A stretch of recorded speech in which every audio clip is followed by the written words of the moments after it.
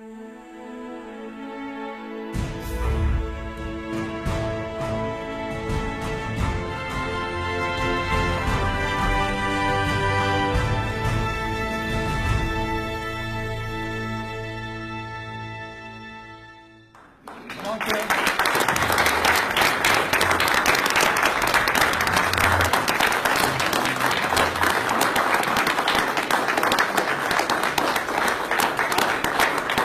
want you to know that this is a great honor for us.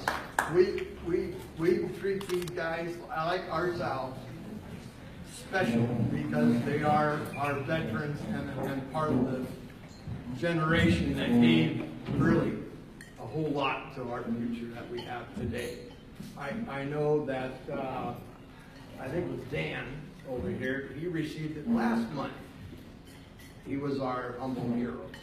So, without further ado, I'm going to have Ken do a brief summary of what you did in the war and that special thing about.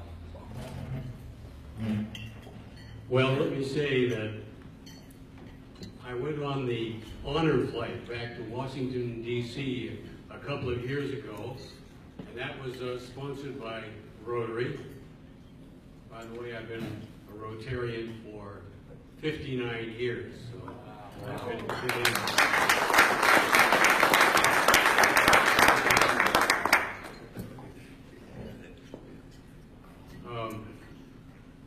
I didn't,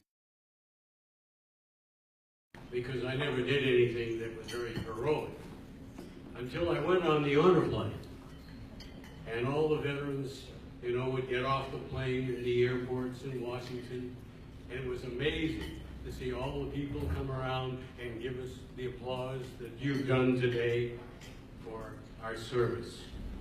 So many of them gave much more than I. I'm one of the youngest World War II veterans.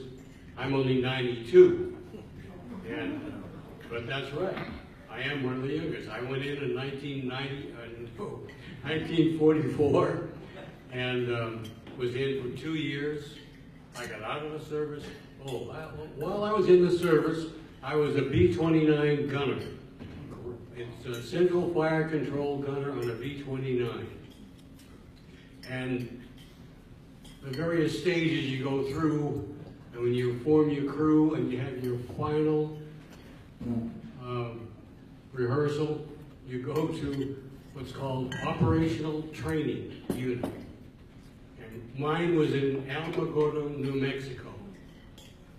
And we flew long missions, 8, 10, 12 hours, I can't remember, but long missions, because these were long flight bombers, the ones that would be used to go from the islands to Japan. We were getting ready for the invasion of Japan.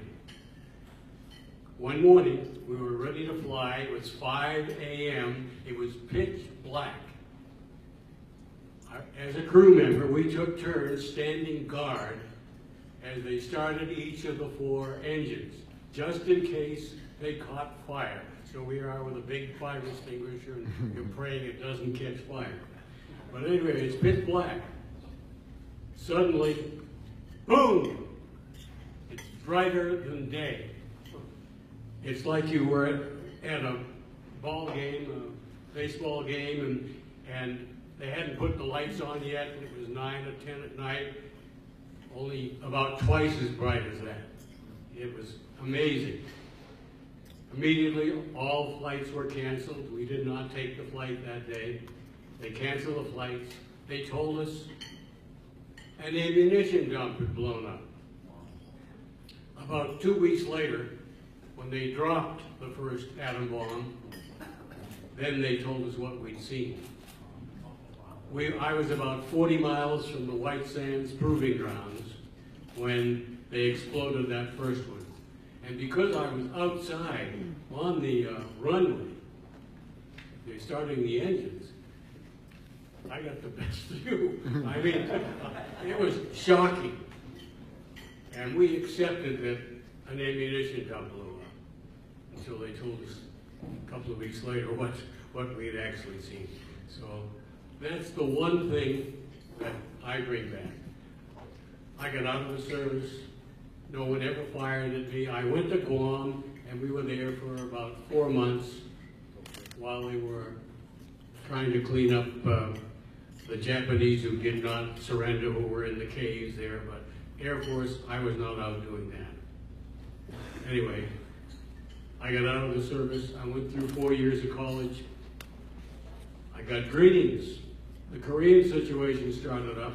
I stayed in the reserve, and they recalled me. And so I went into the service. However, this time, although originally I was sent on B-52s, which is the replacement for B-29s, they did air-to-air fueling, and we flew missions of 12, 14 hours, and got refueled midway. So that's why we could do it. So we did that. But because of my training, and I feel I have broadcasting people here, my degree was in radio and television broadcasting with a minor in public relations. They put me in the public information office at Davis Mountain Air Force Base in Tucson, Arizona. So I spent a year there, and I was going to go to OCS.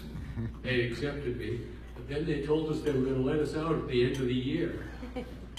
That's always. So I dropped out before starting, and I got out and I went into radio, starting in Tucson at KTKT. So I'm not much of a hero, but longevity has its rewards.